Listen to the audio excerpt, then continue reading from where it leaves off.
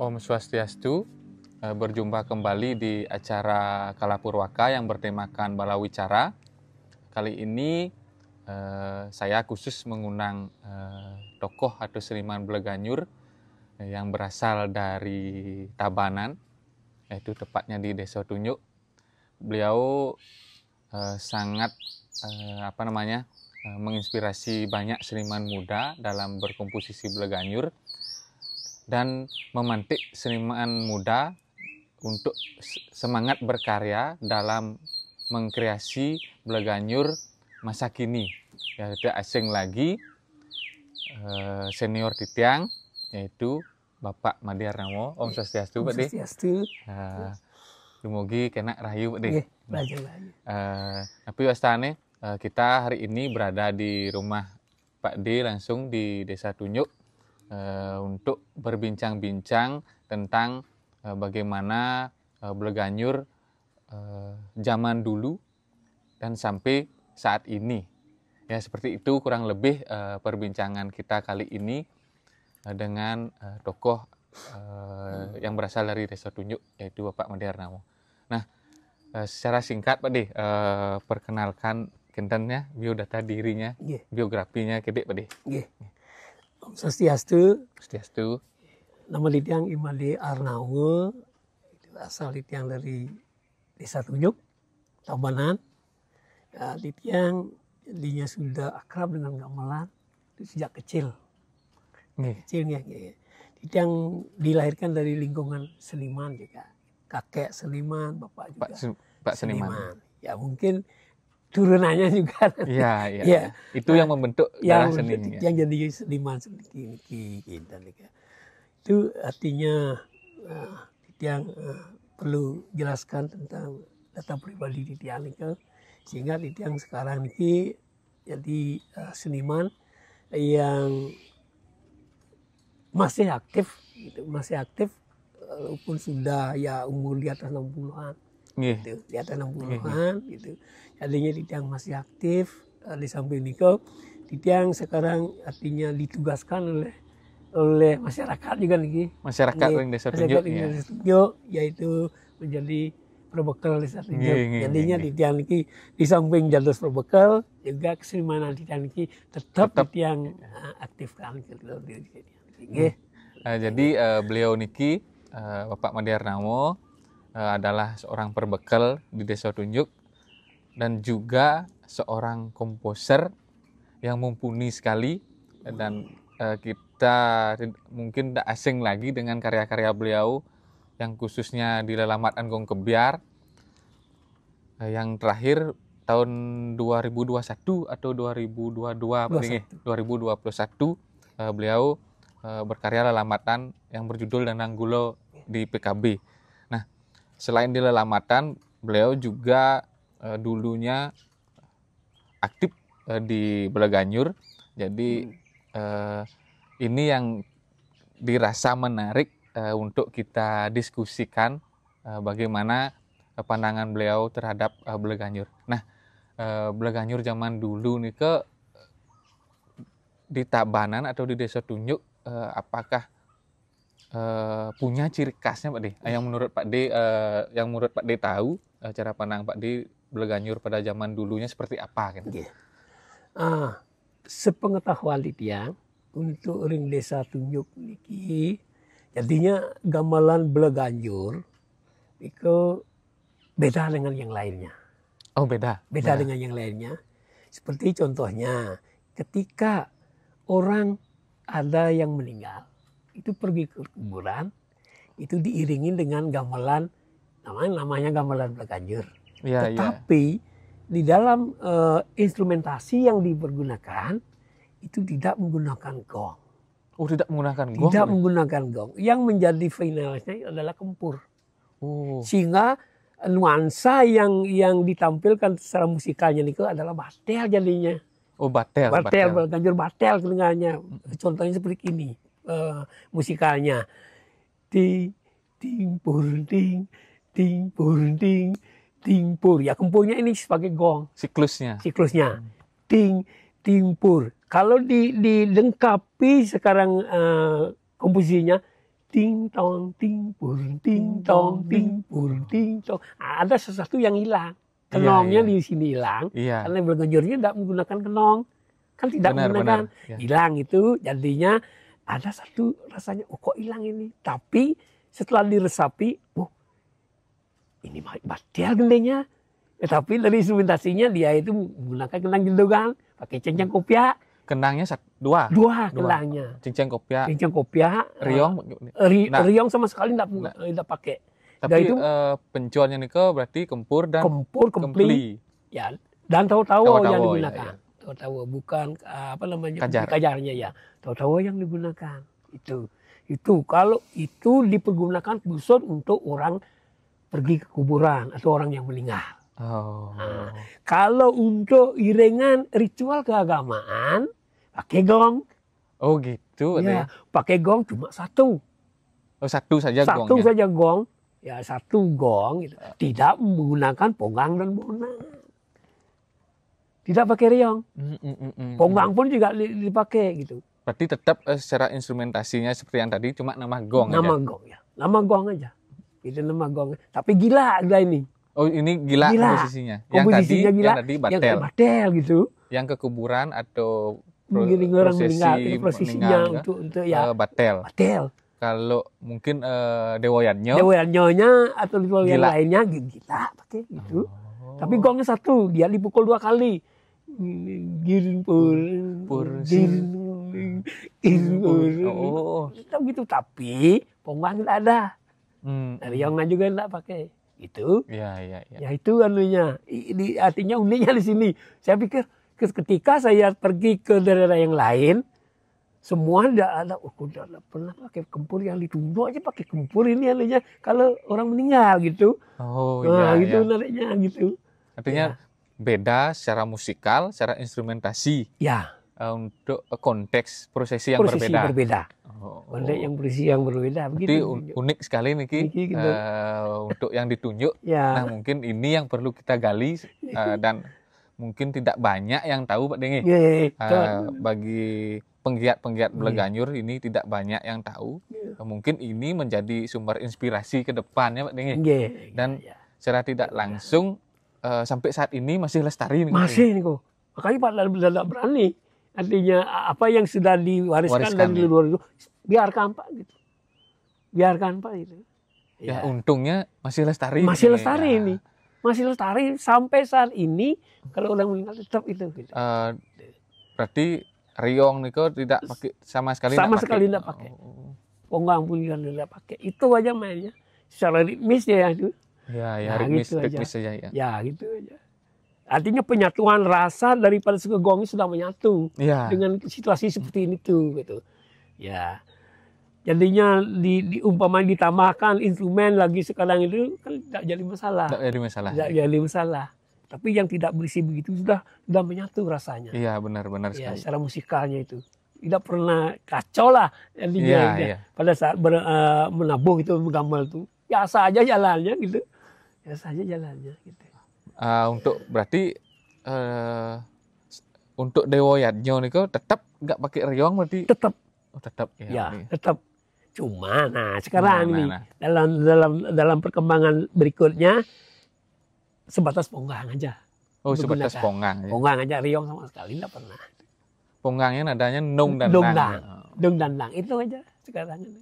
Ya. Itu aja dipakai sekarang. Berarti kepeponggangan jatuhnya nih Pak Dengi? Ponggangan ya.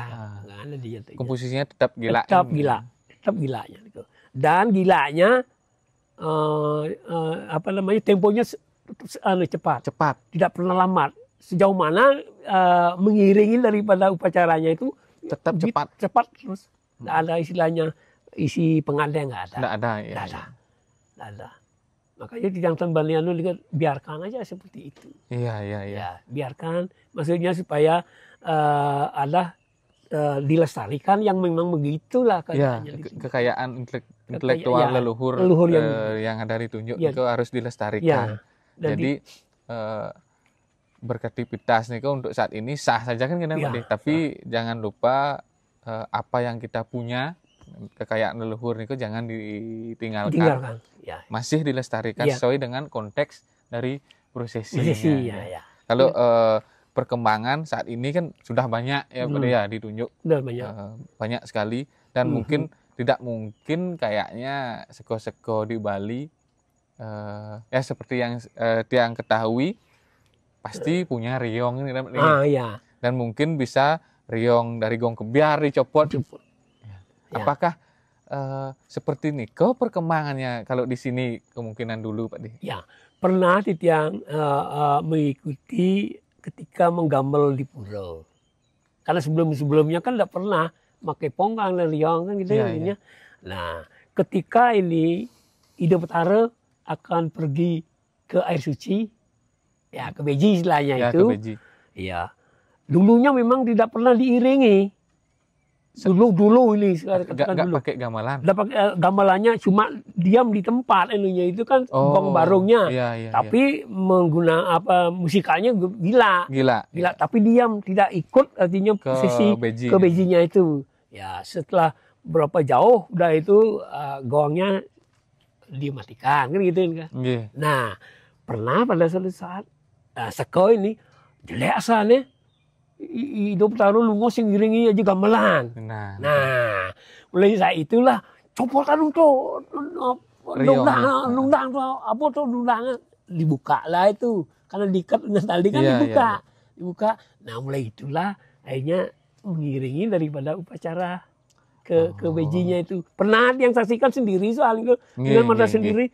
Buka aja itu, nah artinya sekelnya yang begitu, bukan artinya tiang-tiang kan belum tahu lah pada saat itu gitu, belum mengerti dan paham gitu. Tapi saya melihat dengan mencopot ponggangnya itu, tapi riongnya enggak. Nah, ponggangnya saja dicopot. Artinya sekelnya ikutlah ke prosesinya sana itu gitu. Tuanunya. Ya. Berarti secara tidak langsung dari sana juga berkembang. Berkembang dari instrumentasinya. Instrumentasinya ya. Itu artinya. Niko ampun uniknya mungkin yang ada di Desa Tunjuk, mungkin di Tabanan yang lain mungkin punya kekayaan yang lainnya Pak. Beda lagi. Contoh lagi Desa Buahan. Kalau orang mengiring orang ke kuburan, satu gong barung itu di bawah, gong kebiar, bukan gila. Yang artinya tabuh-tabuh ya seperti biasa lah, matan gitu yang di bawah untuk mengiringnya. Pernah juga yang lihat itu. Sebelum artinya berganjurnya begitu konteksnya dikenalkan ke seluruh Bali itu gitu. Gitu. Satu barung. Ya, sekonya sana itu mengiringi dengan tabur lamata. Bukan gila. Hebat berarti. Itu satu barung di Buahan ini ya dekat ini. Nah, sekarang karena sudah pengaruh ini generasi-generasi yang dapat mengenyam pendidikan di Kokar, udah itu melanjutkan ke Asti, mulailah ada perubahan. Iya, benar. Itu artinya. Benar sekali. Itu, berarti dulunya fleksibel sekali Pak Dengge. Artinya perkembangan Bleganjur sangat fleksibel yang tidak pakai ponggang, tidak pakai riong dan niko dipakai sehingga menambah mungkin nuansa musikalitasnya yang berbeda. Nah, ketika mungkin di sini atau Pak D pernah menggarap Bleganjur dari tahun berapa nih Pak D? Kalau saya menggarap Bleganjur itu mulai tahun 1987. 1987 itu di Margo saya garap. Di Margo. Kebetulan Bleganjur itu dipergunakan untuk lomba dalam memperingati hari raya 17-an. Sekecamatan Margo itu desa-desanya harus mengirim satu kontingen gamelan Bleganjur. Nah, Titiang waktu itu bekerjanya di Banjar Lebah. Di Banjar Lebah. Ya, itu pertama kali yang membuat Bleganjurnya di sana di Banjar Lebah. Itu. Berarti artinya itu sudah instrumentasinya riong ada. Itu apa namanya? Ponggang. Ya. Kajarnya masih tahu-tahu nih. Kajarnya masih tahu-tahu. Kempli lengkap berarti. Lengkap lah itu kan. Cincangnya 8. Nah, udah ada 8 waktu itu cengcengnya. Nah, tuh. Berarti Niko yang pertama kali membuatnya itu. Jadi setelah Niko berarti continue terus berarti? Setelah itu karena di desa Pak di desa itu pertama kali untuk dilombakan, akhirnya di desa dia kembangkan. Oh, gitu, iya, ganjurnya Niko. Lomba ganjur karena di sini belum pernah pakai riong dan itu. Nah, coba sekarang dipakai riongnya. ininya. Secara tidak langsung itu yang mendorong komposisi selanjutnya. Komposisi selanjutnya, ya benar itu. Benar sekali. Ya benar sekali itu. Pijakan tiang kan dulu itu malu, beli margo itu garapnya. Akhirnya lumayan ini. Nah, gitu pikiran yang di luar saya bekerja, kenapa di rumah enggak? Nah itu jadinya di tiang maksudnya berbuat di rumah itu untuk menambah kesananya dia. Benar. Yang dulunya biarkan tetap bertahan, yang lestari, yang garap baru untuk perkembangannya. Itu secara bentuk karyanya mungkin dulu isi pengadeng ataukah memang gila cepat aja? Ya, karena ini untuk kebutuhan lomba waktu itu isi nih Pak pengadeng.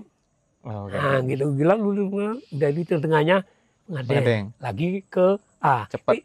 Ya cepat lagi. Tapi komposisinya kalau dulu kan diulang nih. Diulang. Yang di awal nih dibawa ke terakhir. Dibawa ke terakhir. Kendan ya komposisinya seperti itu. A B lagi orang balik. A B A. Oh gitu. Ya untuk mengembalikan ke awal itu cepatnya itu ya. Berarti di sana ada pembaruan komposisinya di pengadeng. Di pengadeng ya. Sehingga untuk mencari pengadeng harus ada transisi dulu. Transisi untuk mencari ke pengadengnya itu. Nah, setelah pengadengnya jam berapa menit gitu artinya dilakukan, itu kembali lagi ke A-nya. Bagian A-nya. A-nya. Bagian yang cepat, gila yang cepat. Gila yang cepatnya itu. Jadi anggaplah Kentan Pak Dengi dari Niko mungkin terus berkembang secara komposisinya Pak Dengi. Yang dumunan beranyak balik lagi yang tadi. Kan seperti Niko mandan gendengnya itu aja. Yang batel, yang cepatnya, gila. Ya. Artinya tak isi pengadeng. Nah, ketika Pak D melakukan komposisi di tahun 87 Niko isi pengadeng. Isi pengadengnya.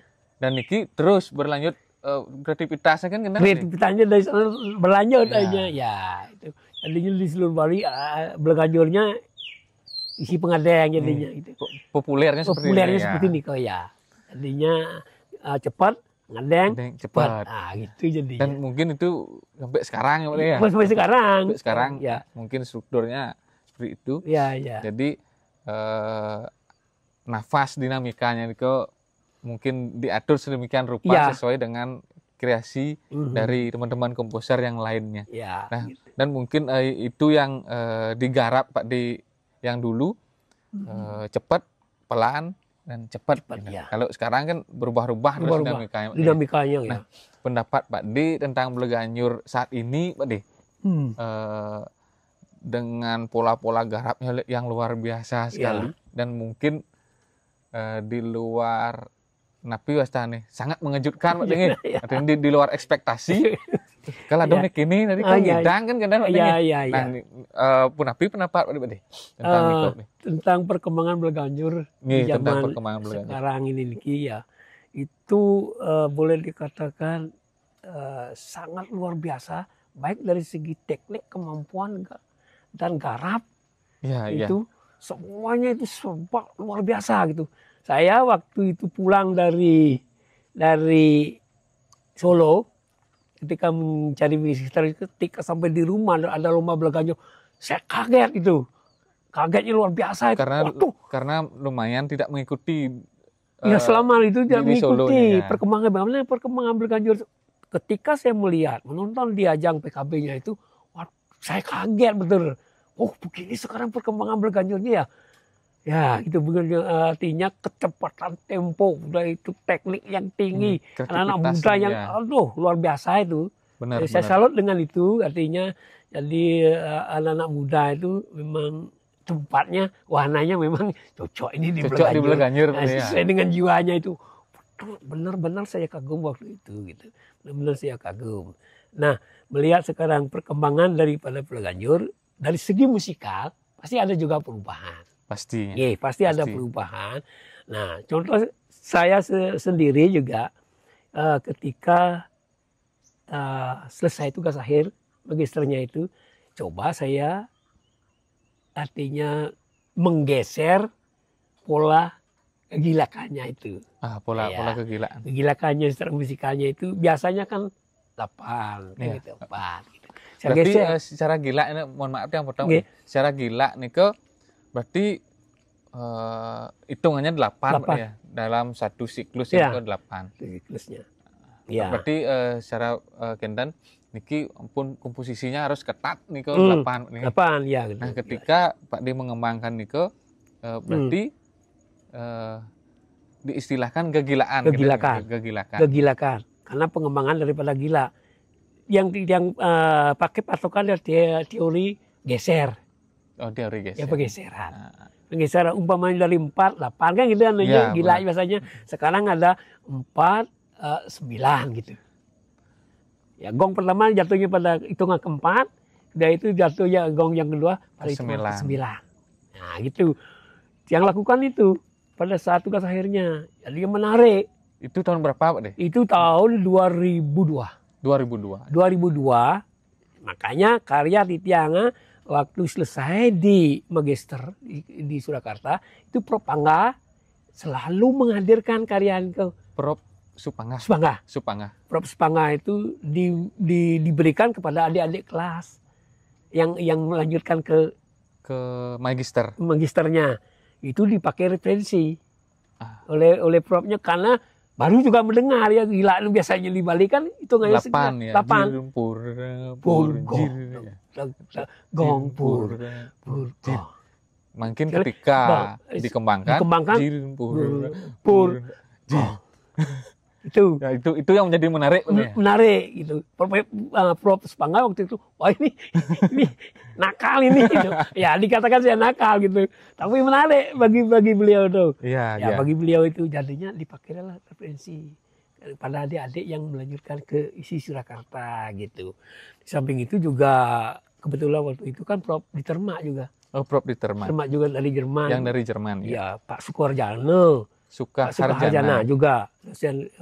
Titian itu Pak Abdul Selamat Syukur juga. Oh, Pak yang memang kontemporer semuanya itu gitu. Iya. Jadi menarik jadinya dia mendengar gitu. Sehingga secara tidak langsung diberikan dukungan komposisi di balik itu. Ya ini ada ini sesuatu yang berbeda dari yang lainnya itu. Itu adanya cikal bakalnya Pak menggesernya itu. Berarti tekniknya ini pakai teori geser. Teori geser aja. Teori geser. Ada tekniknya itu teori geser yang diajarkan oleh Pak Adem Selamat Syukur. Pak Adem Selamat Syukur yang mengajarkan itu. Ya, ini caranya kalau ingin menggeser. Jatuhnya apa ini caranya. Nah, dipahami itu akhirnya Pak mencoba kan gitu. Coba garap ini. Apa ya? Oh gila ya ini gitu. Jadinya Pak gilakan kan gitu. Ya, itu benar, tahun benar. 2002. Maaf itu salah ya 2002 itu. Nah, ketika sudah selesai tadinya magisternya kan pulang. Iya. Mengajar di kampus didaulatlah Pak untuk membuat Adi Merlanggonya. Oh, itu untuk pembukaan PKB ya. pada saya itu Pak sekarang tularkan dengan teori gesernya itu. Mahasiswa juga baru mengetahui, senang waktu itu.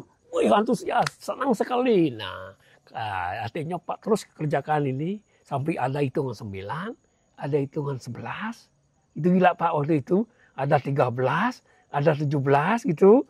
Hitungannya, Padanya kan sangat lalu itu. Artinya asupan baru ya. Asupan baru bagi mahasiswa. Mahasiswanya luar biasa senangnya mencari itu. Karena ada sesuatu yang baru.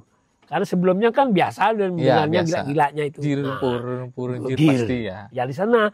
Artinya, karena ini faktor iringan tari. Nah, di sini masalah muncul. Ada kendala. Problem, ada kendala. Tari ketika mendengar gendingnya susah dia itu membuatkan geraknya. Nah, karena dia biasa menghitungnya 1, 2, 3, 4, 5, 6, 7, gong. 1, 2, 3. Ketika ini dikira gong jatuh di sana, Tapi tidak. tidak. Nah ini di sinilah jadinya kendala. Akhirnya dengan menyesal harus tiang Rubah. buang. Rubah nih, Pak De. Buang.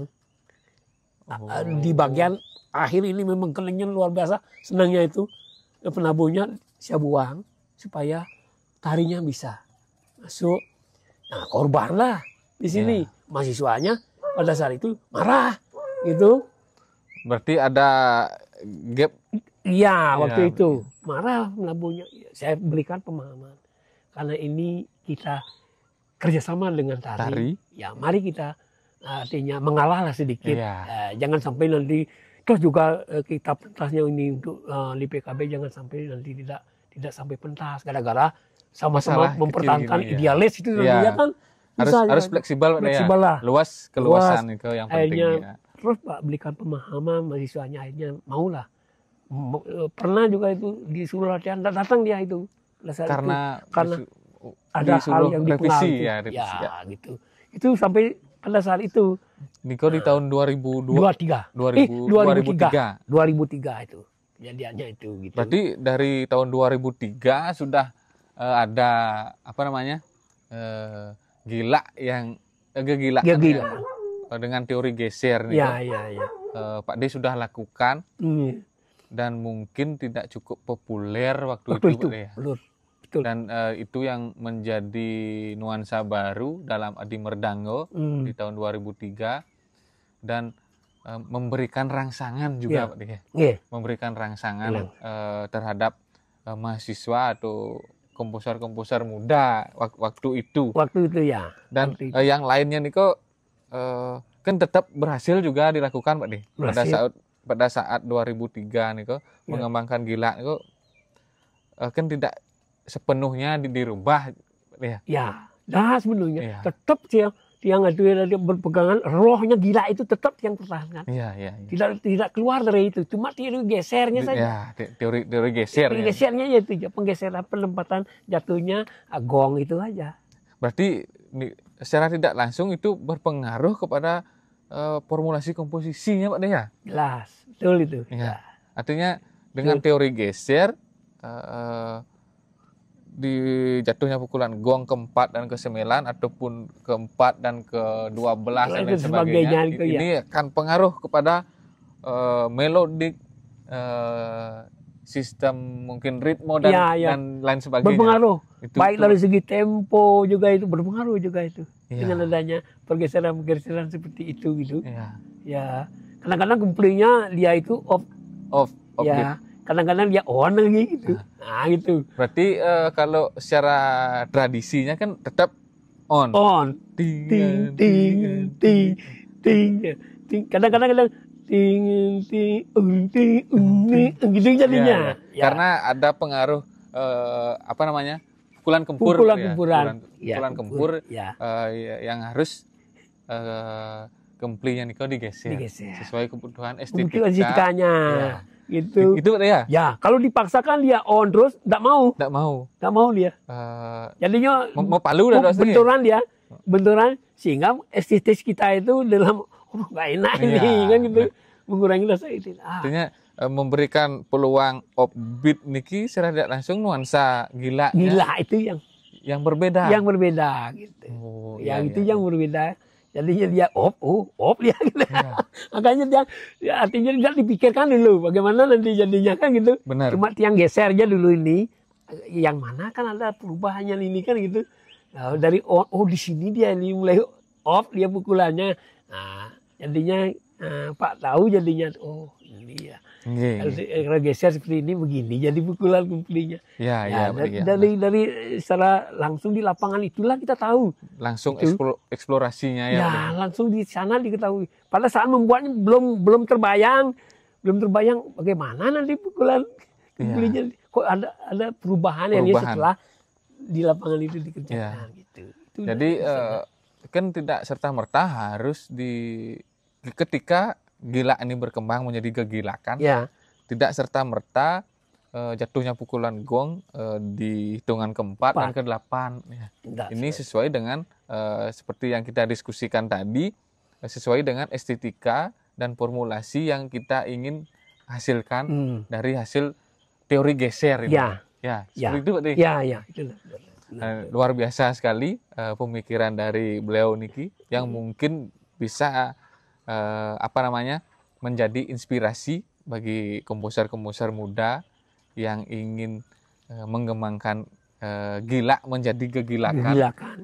Jadi istilah kegilakan itu menjadi seperti Pak De. Seperti. Mendapat awalan dan akhiran. Yaitu yang istilah Bali ini Dwi Purwo. Dwi Purwo yang artinya menyerupai atau seperti. Jadi dari gila yang hitungannya 8 menjadi kegilakan. Jadi seperti gila. Jadi bukan serta-merta ini ditambahkan saja, tapi bisa dikurangi juga dari 8. Benar ya? Bisa itu jadi 7 bisa. Niki yang dulunya karya di Solo nih, mohon maaf balik sedikit Pak De. Di Solonya judul karyanya napi Pak De?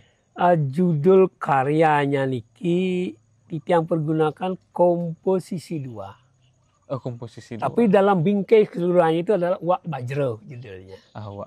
Wak Bajro. Tapi yang karena ada 5 komposisi pada saat itu. 5 komposisi. Ujiannya 5 komposisi. Ya berbeda-beda. Tampilan yang komposisi pertama ini, komposisi yang kedua ini, seperti tadi itu gilanya. Nah itu yang ketiganya gamelan angklung yang digunakan sudah dimodifikasi juga itu. Nah itu yang keempat. Itu penggabungan antara instrumen angklung dengan gong kebiar. Gitu artinya. Berarti judulnya Wak Bajro. Wak Bajro. Jadi berangkat dari sana Pak D terus bereksplorasi dalam menghasilkan kegilaan yang sampai saat ini pun tetap Pak D ya. Tetap artinya kenakalan dalam berkomposisi itu masih. Jadi ini yang patut kita contoh sebagai generasi muda, bagaimana kita menghasilkan gaya-gaya eksplorasi yang terdahulu menjadi berkembang. Dan muncul gaya-gaya baru dalam berkomposisi, terutamanya menghasilkan gila. Mungkin gamelan Bali, tapi westan Pak De. Gila nih kan kental sejarah Pak De. Kental ya. Di dalam gamelan Bali, terutamanya di Beleganyur saat ini. Nah, pendapat Pak D tentang saat ini, Beleganyur saat ini, bagaimana Pak D melihat setelah Pak D, mungkin Pak D yang pertama merangsang komposer muda untuk mengembangkan ini Pak D. Ya. Pasing kuduskin terus kita itu. Pasing kuduskin coba alih mungkin ragana yang pertama memotivasi komposer. Nah, ketika banyaknya mungkin komposer yang melakukan hal seperti itu Pak De. Bagaimana pendapat Pak De? Pendapat saya kan dasar pemikiran, artinya yang berbuat seperti itu karena sering waktu yang di kelas di Solo itu gamelan Bali itu stagnasi, dianggap stag, tidak ada di sana Pak De. Di sana pentingnya di waktu itu dengan teman sekelas seperti Pak Sadro sering. Saya lawan waktu Pak Sadro, beliau kan jadi dosen di Surakarta. Benar. Dari Kaliungu. Dari Kaliungu. Dari Kaliungu. Dia lawan debat Pak waktu itu gitu. Saya kan jadi sedikit tersinggung melihat pernyataannya dia itu bahwa gamelan Bali itu stagnasi. Saya dalam diri ini saya merasa sedikit ini tertantang dengan pernyataannya Pak Wayan ini gitu. Memacu untuk kreativitas saja. Gimana caranya? Nah di sanalah muncul pemikirannya, apakah tidak boleh? Kan gitu aja nih pertanyaannya. Apakah tidak boleh gamelan Bali itu digarap lebih jauh? Secara musikalnya dulu. Secara musikalnya gitu. Saya coba aja. Gitu. Coba ini saya apa namanya implementasikan teori yang didapat dari Pak Slamet. Pak Slamet itu WSR-nya. Nah, contohnya coba gila sekarang kan gitu istilah Ya. Pak Gila sih. Hal yang sederhana, Yang sederhana dalam dulu. komposisi. Ya, sehingga pada saat itu yang pertama kali membuat itu memang juga bertentangan Dalam diri. dalam diri Oh. dalam diri ya. itu gimana nanti ini Iya, kan gitu iya. ya karena kita di Artinya, Bali Tuh. Ada tumbuh rasa memacu untuk berkreativitas. Sisi tapi dalam lainnya, sisi lainnya bagaimana dengan gamelan Bali yang kita Ya, angkat komposisi yang benar jengkel nih. ya begitu Iya. pertanyaan Pada ini awalnya kan. iya pada awalnya ini fight ini dalam diri gitu akhirnya ya peranikan aja ini sekali udah keluar ya keluar aja kan Iya. gitu saya berkiranya ya mulailah gitu ternyata setelah dilakoni kok enak ini kan gitu artinya Benar. dari awalnya merasa tidak enak wah enak ini lagunya enak ini gitu. Akhirnya terus kerjakan aja ini kerjakan Ya. ini ya. Nah sekarang melihat daripada Kompuser Muda di belakangnya Untuk ini yang melakukan hal-hal Ya, tersebut hal dari yang tersebut yang muncul dari motivasi Pak D. motivasinya itu berterima kasih sekali bahwa apa yang saya sudah kerjakan dulunya dipergunakan sebagai referensi Benar. oleh Kompuser Mudanya itu saya sangat bangga ini Iya.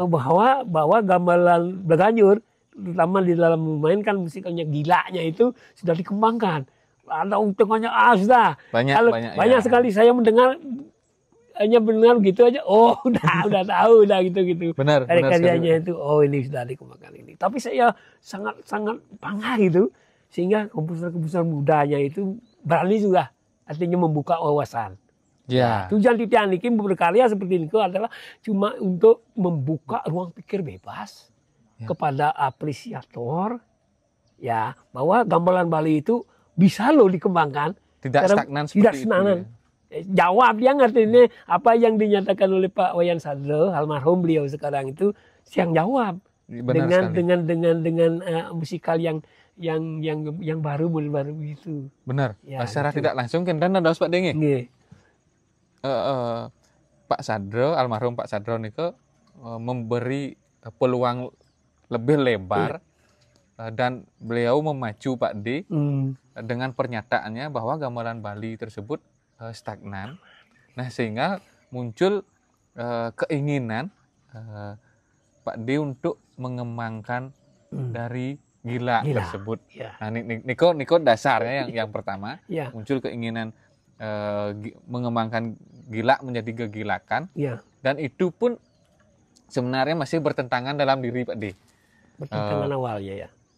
Entahkah berani dan tidaknya. Ya benar loh. Secara tidak langsung keberanian beliau muncul. Nah, pokok nih kelas apapun yang terjadi. Ya. Dan sehingga lahirlah karya Wak Bajro di tahun 2002. Ya. Dan itu menjadi motivasi selanjutnya karya Adi Merdangol lahir. Dan mungkin banyak lagi Pak Dea, banyak lagi setelah Niko. Dan beliau memotivasi komposer muda yang ingat Niko kalau tidak salah, tapi tahun dari lahirnya kegilaan ini tahun berapa Pak De? 2014 atau 2015 Pak De ketemu di Puspam. Sama Tudore waktu Niko Pak De. Tuh kalau mau nih kan kalau nyur kan kendan Pak De waktu Niko. Ya. Dan secara tidak langsung beliau lah yang memberi jalan, Pak D yang memberikan jalan untuk Dore mengembangkan. Nah, sehingga itu yang menjadi populer pertama kalinya dalam kontestasi Bleganyur dan mungkin dulunya sudah ada Pak D dalam Bleganyur dan mulai populernya dari 2015-an nih kalau yang tidak salah atas izin dari Pak D. Nah, niki yang Pak D niki yang sebenarnya memotivasi sehingga makin luar biasa sekali. Luar biasa nih perkembangannya hampir di seluruh Bali sudah pola-pola seperti itu. Kemana yang mengikuti arti perjalanan dari perkembangan Bleganyurnya sudah mulai komposer mudanya secara hitungan sudah luar biasa sekali. Luar biasa itu ya itu. Itu anehnya. Secara tidak langsung Niko yang sebenarnya menjadi tonggak perkembangannya yang terus menerus ingin digarap, enggak Pak Di? Ya. Kenten yang Pak Di lihat di Bleganjur atau seperti apa Pak Di? Nah dengannya terbuka lebar peluang mengembangkan ini, sehingga komposer muda itu banyak lahir saat ini Pak Di. Ya. Apakah karena hal tersebut dibuka lebar ataupun mungkin diberi celah kesempatan untuk berkreativitas, kan? Ya, kalau pengalaman Paknya nih, pokoknya jadinya di dalam hal gamelan Bleganjur sekarang ini yang sedang populer sekali ya gitu ya. Ya seperti yang dikatakan Agus tadi itu ya sekitar tahun 2015-an mulai ini Bleganjur ini di hati masyarakat itu membooming. Ya, membooming. Kalau sudah didengar ada lomba Bleganjur dimanapun, bukan di PKB aja, ya, orang datang itu berduyun-duyun. Itu artinya kiprah gamelan Bleganjur di era-era sekarang ini sudah mendapat perhatian yang luar biasa di masyarakat.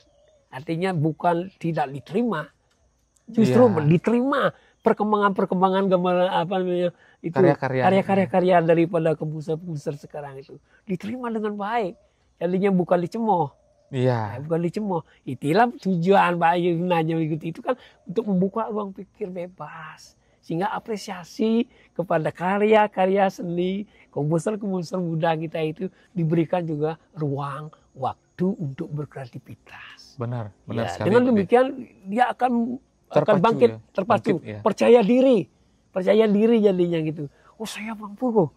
Ya, saya mampu jadinya masyarakat senang dengan mendengarkan kan seperti itu. Ya, tujuannya kita itu kan seperti itu supaya masyarakat itu merasa terhibur dengan karya-karya sentuhan-sentuhan dan garap baru. Ya. Kan gitu. Ya. Ini yang tujuannya sekarang ini. Ya, itu. Ya mungkin dulunya kalau yang penekun Bleganjur nih kok sedikit yang tahu tentang perkembangan kegilaan. Iya. Di Nah, mungkin ini yang membuat mereka jenuh dalam berkomposisi ataupun dalam tanda kutip ya menurut pengamatan saya, mungkin ini yang menjadi jenuh dalam menghasilkan komposisi karena tidak diberi keleluasaan. Ya. Nah, sehingga dengan Pak D memberikan mandat nih kok, perkembangannya seperti yang Pak D bilang penuh beragam ya. Beragam ini sekarang ini jadi wali ini. Jakti. Ya, itu. A punya gaya yang berbeda, B punya gaya yang berbeda. Ya. Itu yang Pak D harapkan. Ya. Ya, itu yang saya harapkan supaya ada apa namanya? Ada perbedaan dalam pola garap. Kan tergantung daripada komposernya. Iya. Ya, komposernya itu secara individualnya tergantung bagaimana dia itu mengembangkan jati dirinya lewat medium gamelan Bleganjur, kan gitu. Benar. Medium gamelan Bleganjur sehingga di sana letaknya dia itu mencurahkan perasaannya lewat bahasa musikal, kan gitu. Iya. Lewat bahasa musikalnya. Oh ini modelnya gini. Belum tentu sama dengan yang dilakukan yang lainnya. Walaupun sama-sama itu adalah gamelan Bleganjur kan gitu. Tapi dalam konteks penggarapannya akan bisa pasti berbeda. Pasti berbeda. Inilah kita cari gitu. Jangan sampai dia itu artinya sama. Iya. Ya, sama model-modelnya sama itu kan kalau satu begini yang dengaran yang duanya sama sudah mulai ya pendengarnya kamu bisa muntogan Bleganjur. Kan gitu kesannya kalau sudah saling berbeda, ya itu artinya menunjukkan kemampuan dari segi teknik dan rasa musikalnya itu akan menarik jadinya. Pasti menarik. Akan menarik gitu. Ketimbang sama semuanya gitu.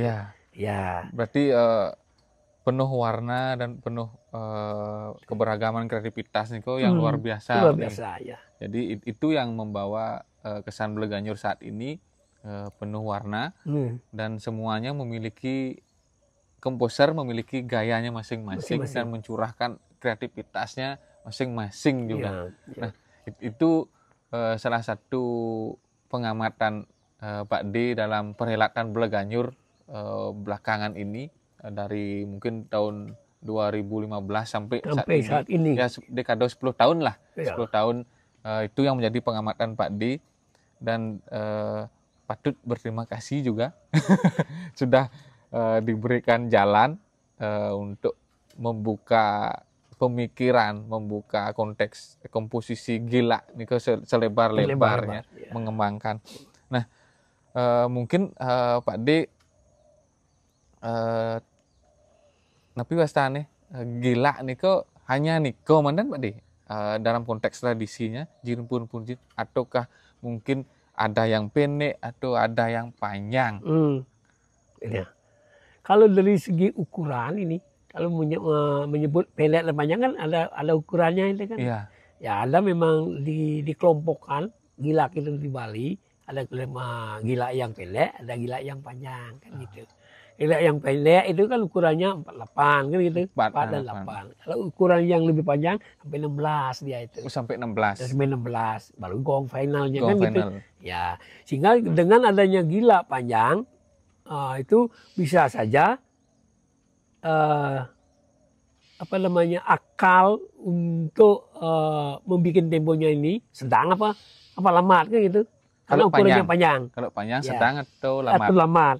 Nah, kalau sedang temponya itu artinya dalam ukuran 16 itu ada jadinya berapa kali pukulan gong itu.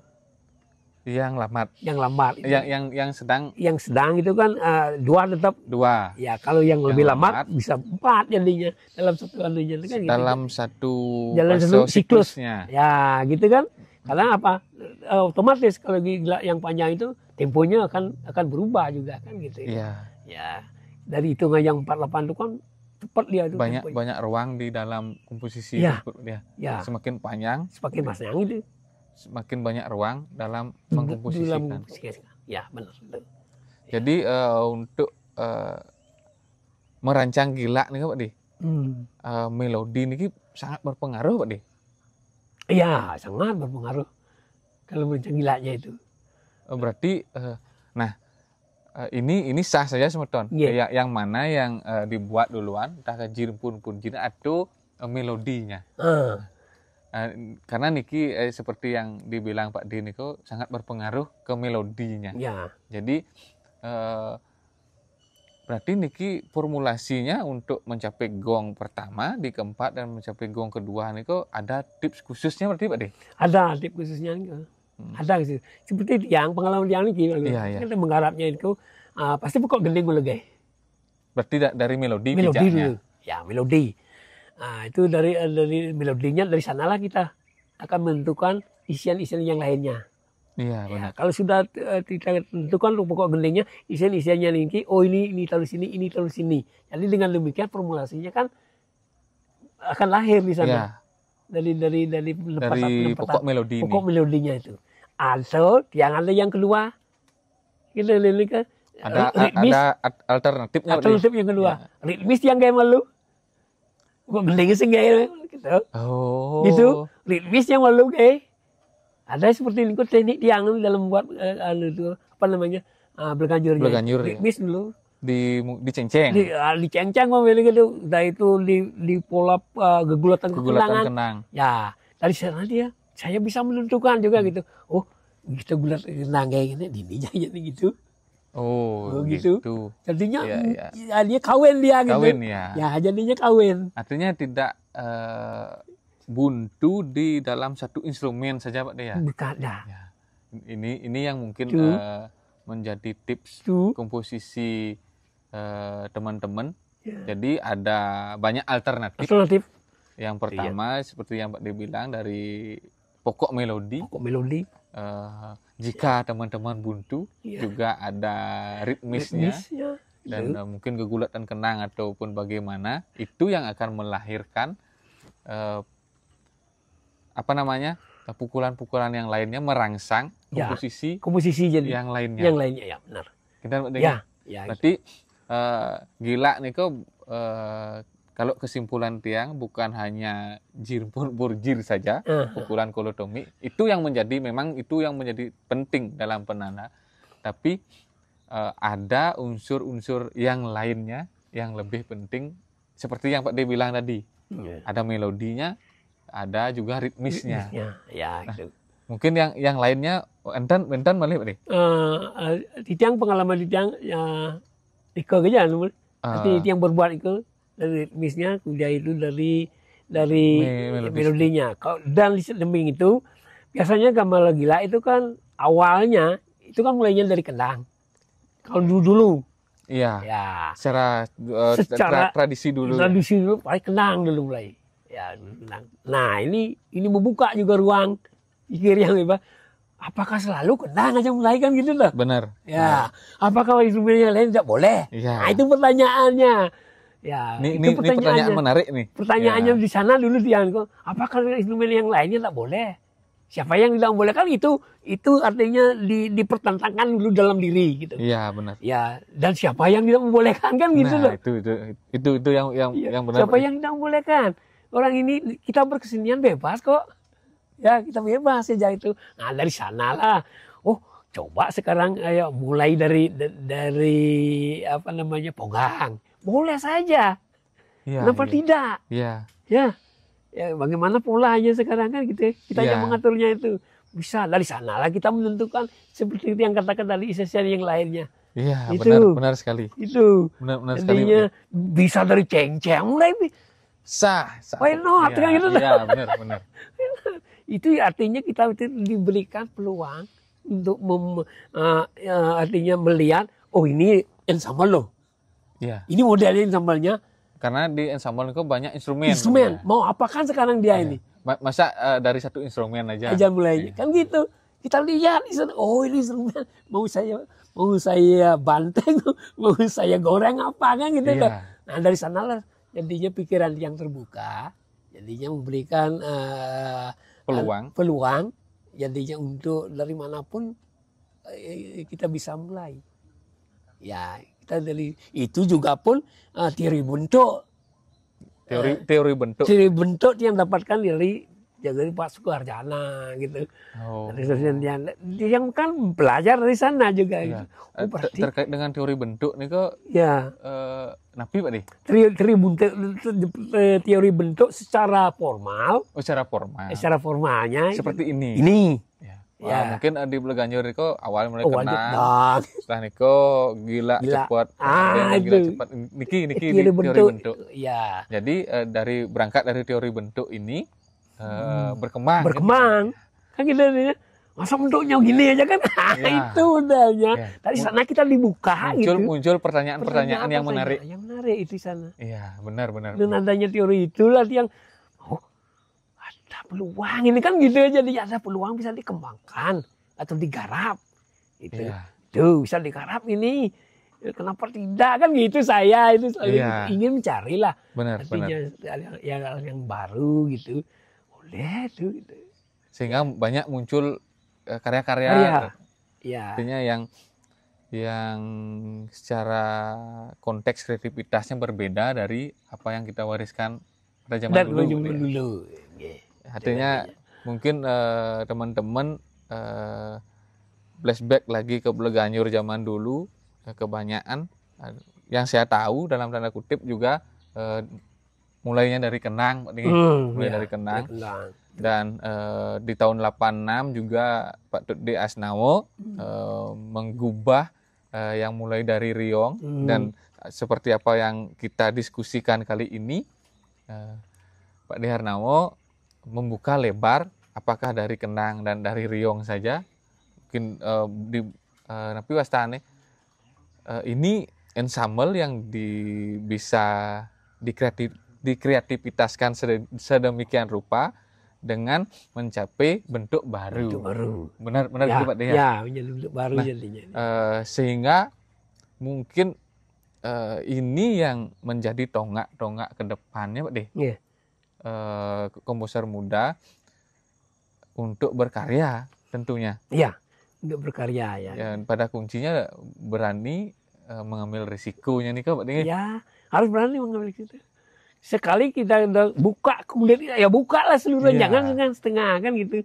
Kalau setengah-setengah inilah nanti kurang-kurang baik jadinya gitu. Benar. Ya, kalau kita keluar buka seluruhnya kulit yang ada, yang saya katakan kulit kan balinya itu kan. Iya, iya. Ya keluar gitu. Artinya dengan adanya 3 yang Pak dibilang di awal, Iya. dasar-dasar dari Bleganjur pada zaman dulu, batel, pepongangan, dan gila. Gila. Ini bisa dimasukkan idiom lain, kan Pak Di? Yang Pak dimaksud tadi, maksud yang idiom musik lain. Idiom, misalnya niki kan batel, jir purun jir, atau ting purun ting ting, ada jir purun jir, dan idiom musik lainnya kan maksud yang ini bisa berkembang sedemikian rupa kan Pak Di? Iya, bisa berkembang gitu. Ya. Tidak harus stagnan di sini Di saja. sini aja ya. Yang ini tetaplah lestari, yang muncul pemikiran dengan teori geser dan teori bentuk dari Pak Di, sehingga melahirkan hal-hal baru. Nah, terkait dengan Bleganjur, kinten Pak Di, yang saat ini ataupun Pak Di punya pandangan untuk kedepannya, bagaimana kiat-kiat Pak Di memotivasi komposer yang penekun Bleganjur ataupun kerawitan lainnya bisa memandang bagaimana Bleganjur ke depannya. Ya. Untuk Bleganjur yang ke depannya niki, ya kalau bisa komposer-komposer muda ini artinya menggali lagi. Menggali hal-hal yang baru. Tidak terbatas di pengembangan kegilaan itu saja. Tapi ada hal yang baru. Itu yang menarik sebenarnya. Ada hal yang baru lagi digali. Masa sampai di sana aja kan gitu. Masih ada ini penggaliannya. Ya, sudah tentu ini harus dibekali dulu. Ya, para komposernya niki berbekal ilmu pengetahuan kan gitu. Modalnya itu kan, knowledge-nya itu ya. Namanya sudah itu bagaimana kita di dalam mengkompos sebuah karya itu supaya menarik dan enak didengar, enak dipandangkan gitu. Secara visual dan audionya itu, ya disinilah letaknya daripada komposernya itu untuk mencurahkan segala pengetahuan yang dia miliki. Ya, jadinya jangan merasa takut-takut kalau kita untuk berkarya seninya itu gitu.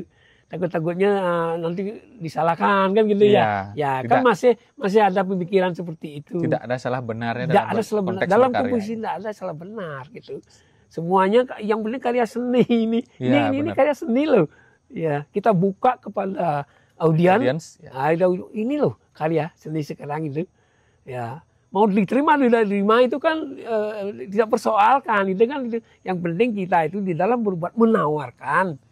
Yang ini menawarkan hal yang tawaran baru, hasil penggalian dari apa yang leluhur kita wariskan. Ya, itu kita gali terus ini, karena banyak tumpukan sampah. Artinya tanda petik tumpah sampah itu geling-geling yang kekayaan yang sudah diwariskan banyak sekali. Yang perlu digali dan dikembangkan. Itu karena hasil karya-karya dulu kan luar biasa sekali itu. Nah, mari kita sekarang gali lagi itu, prinsip-prinsip yang sudah ada warisan leluhur itu gitu. Sehingga dari sana kita berangkat. Oh, ini modelnya.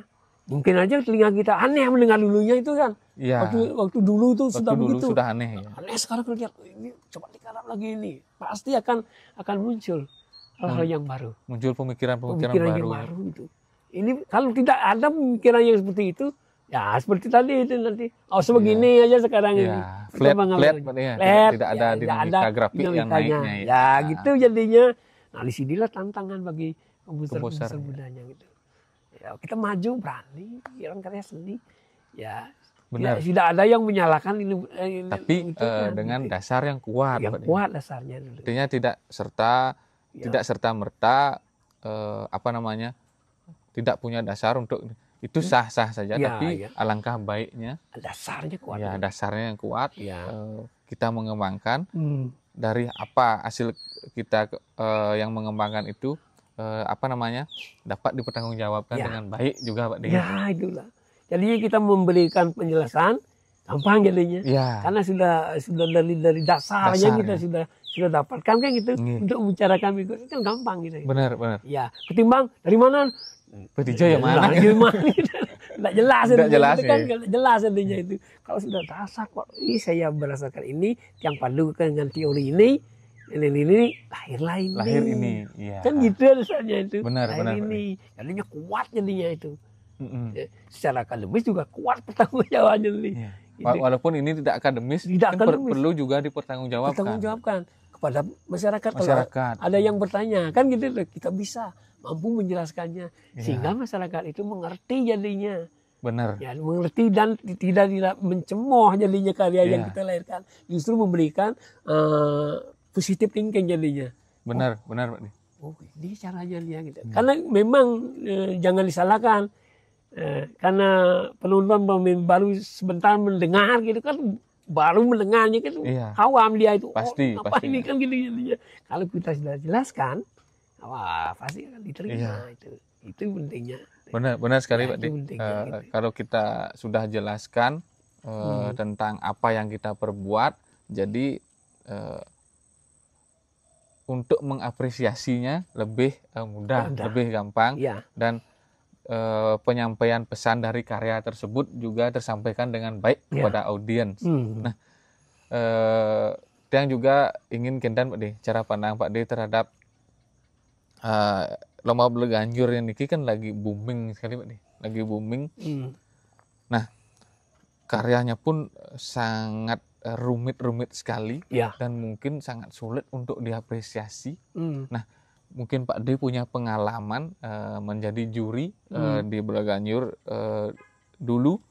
Bagaimana tips-tips Pak De untuk mengapresiasi dengan begitu banyaknya karya, begitu beragamnya karya dengan kreativitas yang tinggi.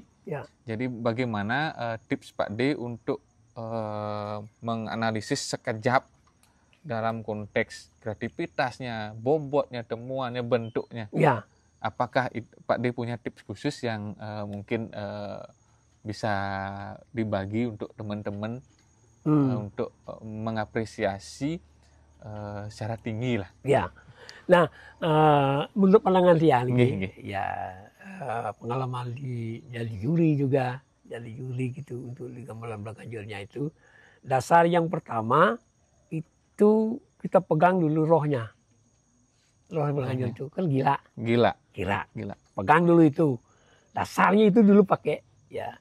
Kalau umpamanya gila sudah tidak ada, bagaimana kita sepakat mengatakan itu Bleganjur kan gitu. Ya itu pegang dulu itu gila. Nah sekarang isian-isiannya ini ada enggak? Kan gitu sekarang. Benar. Yang kan berdasarkan dengan teori bentuk dan teori bergesernya itu yang digunakan. Gitu. Dasarnya adalah ini pengembangan. Kan gitu. Secara pengembangannya. Secara pengembangannya. Secara musikalnya dan gilanya itu. Berangkat dari gilanya. Dari gila dasarnya. Yang keduanya ada enggak dasar pengembangannya? Ada. Secara kreativitasnya. Temuan-temuannya itu. Ada enggak? Di mana letak sekarang pembaruannya dari dia itu? Kan gitu loh. Pembaruannya di mana? Oh, ini di sininya letaknya. Jadinya dengan demikian, oh ini nilai lebihnya. Yang lainnya kan cuma itu aja dasar-dasar Pak, kalau menilainya itu dengan paduan dengan teorinya itu melihat secara objektif karya itu. Bukan dari diri. Tapi apa yang tampil, ditampilkan itu yang kita nilai. Bukan personal kita yang dinilai gitu. Ya, kadang-kadang di sini kan ini masih kelemahannya. Ya, kelemahan daripada artinya seorang juri itu masih personalitinya. Ya, sehingga karya orang itu dia tidak dilihat. Ya, kasar subuh ini karya ini udah mau pasti montohan gitu. Gitu. Itu asumsinya seperti itu. Tapi belum dikupas. Dikupas. Coba aja lihat secara objektif aja. Kita melihat ini sudah ada pembaruan ini. Kita punya catatan lah kan. Ini barunya, ini katanya. Sudah berarti ada pengembangannya itu. Nah, yang lainnya bagaimana kan gitu sekarang. Karena ini dilombakan gitu. Hanya Pak pegang seperti itu aja. Artinya dari dasar itu dulu dasar pegang. kuatnya harus pegang. Bagaimana dari dasar ini banyak ke kreativitasnya. Dari kreativitas tersebut ada pengembangan komposisi, Komposisi. dan banyak lagi. Banyak lagi itu. Dan tekniknya juga Pak, ya. Ya itu. Bagaimana teknik Ya. penabuh itu memainkan secara komposisinya, sehingga komposisi ini dapat didukung dengan teknik yang bagus. Bagus juga. ya, gitu anunya. Karena tanpa gamelan berganjur, gamelan berganjur yang begitu cepat anunya. Cepat, iya. Ya, harus diimbangi dengan teknik yang tinggi kan gitu. Dalam sekejap pun berubah soalnya. Berubah. Ya. Karena sekarang sekali lihat nih komposisinya kebanyakan padat. Padat ya. Padat sekali ini. Belum sempat menikmati udah lari. Kalau kita tidak dibekali dengan pengetahuan untuk nilai itu ya ketinggalan kita. Lewat ya. Lewat. Apa yang terjadi tadi itu? Ketinggalan momen. Iya, jadinya momen-momen dari per itemnya itu kan perbagiannya itu harus jeli di sana itu loh. Dan perbagiannya ini bagian ini sekian, ini bagian ini sekian, ini bagian ini. Nah, yang paling penting sekarang keseimbangannya. Balance garapnya itu. Ya. Itu kan membuat kita gitu, artinya karya itu enak didengar, enak dipandang, keseimbangannya. Keseimbangan. Ya, tidak artinya di depannya panjang sekali. Iya. Ya, kayak gitu. Ada kepanjangan di depan, ada di belakangnya. Lagi panjang itu, iya. Bagaimana sang komposer ini membagi persentasenya ya. Persentasenya untuk membuat keseimbangan garapnya itu. Jadi kalau sudah seimbang garapnya antara di depan, di tengah dan di belakangnya itu sudah, itu akan melahirkan karya yang baik itu. Secara tidak langsung bobot bentuknya luar biasa. Bentuknya luar biasa. Nah, ada sekarang anunya itu tip-tipnya. Kalau panjang dibuat di depan, bagaimana caranya membunuh di depan ini supaya tidak kentara panjang. Di sini peran sekarang ekornya ini. Tuh, iya. Ada tipnya itu. Artinya secara membuat bentuk gendingnya. Ya. Kalau panjang di depannya, di sini sekarang. Inilah yang akan membunuh kejenuhan yang terjadi di depan. Ya, ini harus menyetel seperti itu. Tuh, kalau enggak punya teori itu, wah jangan. Ya. Jangan, pasti paling panjang, membosankan jadinya kan. Karena ya, kalau itu tergantung pada komposer. Saya buat panjang dulu bagian depannya sebagai pemungkas di sini nanti saya. Ya. Artinya yang cara Bali tetebaknya di ini. Tetuak di ini kan mukul di ini. Ya, kebanyakan sekarang ada yang seperti itu. Biasanya itu. Yang pentingnya padat. Nah, gitu. Cepat gitu sekarang. Tua nih sing pikir. Tua kali gitu. Tua nih harus mukul. Iya. Itu harus gitu loh. Cegit mati harus nih. Mas yang ini rasa jenuh yang di depan itu. Aduh. Iya benar. Benar. Itu. Nah itu dapat pemahaman baru teman sahabat Akswagung. Jadi walaupun sepadat apa komposisinya menurut Pak D nih, walaupun sepadat apa, serumit apa, tapi yang terpenting tetuaknya juga. Tetuaknya nih yang harus terpenting untuk bagaimana komposisi ini terlihat jelas, secara dinamika dan kompleksitasnya. Ya. Kita luar biasa sekali sebenarnya perbincangan dengan beliau dalam menggugah komposisi Beleganyur dan memberi peluang lebar untuk mengembangkannya. Jadi yang terakhir Pak D, sebelum closing statement,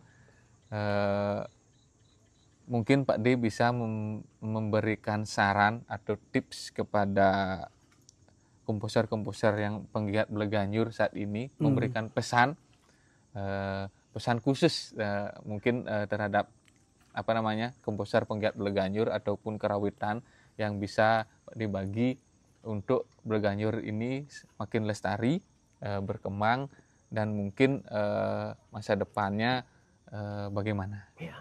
Terus harapan Titiang atau saran Titiang kepada komposer-komposer muda yang giat di bidang Beleganyur, pokoknya terus mencari sesuatu hal yang baru. Jangan pernah puas. Jangan pernah puas hasil yang begini sudah puas. Jangan. Ya. Itu apa namanya kata kuncinya. Kata Jangan kuncinya. pernah puas hasil yang sudah kita kerjakan. Terus mencari yang bisa kita kembangkan. Jadinya dengan demikian hidup jadinya. Iya, Ya, benar. secara keberlanjutan, berleganyur itu akan terus hidup. Akan ada sesuatu hal yang baru akan terjadi di kemudian harinya. Itu jangan pernah puas itu aja. Jangan pernah puas, dan puas diri jangan dulu gitu. Jadinya masih terus perjalanan masih panjang. Gali sehingga nanti ada hal-hal yang baru akan muncul. Jadinya masih bisa dikembangkan ya. Leganyur kan itu ya. Itu yang terpenting. Terpentingnya itu yang penting. Masih mungkin kepada nih Leganyur kan tidak tahu kita kan. Benar. Kan tidak tahu. Yang ngomong Leganyur sing kelas-kelas kan gitu. Ya itulah. Jadi terus kita. Ya kalau sudah nanti pada satu titik, ya titik itu artinya titik puncaknya sudah ketemu. Mungkin nanti akan kembali lagi gitu. Ya sepanjang sebelum kita ketemu titik puncak, terus kita cari dulu. Cari aja itu. Gitu. Hanya saran Tianko kepada para komposer muda. Dan jangan lupa ya di dalam membuat karya itu tergantung pada kontekstual. Ya, ini untuk apa? Ya. Ini penting ini. Ya, jangan disama ya. Di mana? Ya. Kan gitu tuh. Kepada siapa? Ini penting. Iya, benar. Ya, penting ini diketahui. Jangan sampai ini untuk ini garapannya seperti ini. Ya, ini yang biasa membuat kita itu kan, apa ini kan gitu jadinya ya. Biar tidak ada anggapan seperti itu. Tergantung konteks sekarang.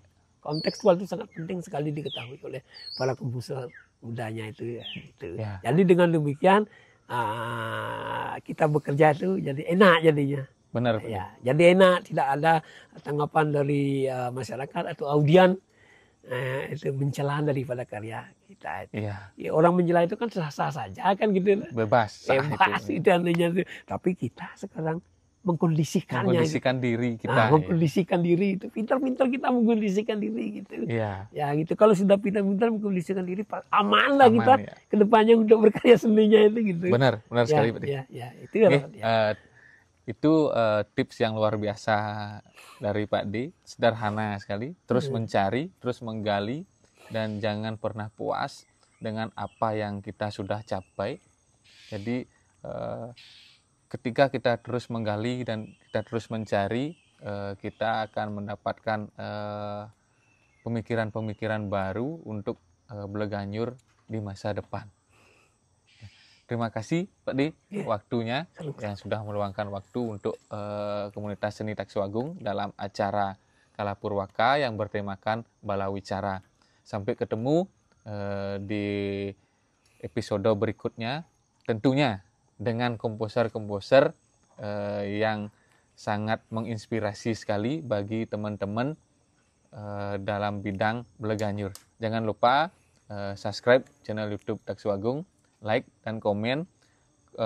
Bisa request siapa komposer yang ingin kita ajak bincang-bincang.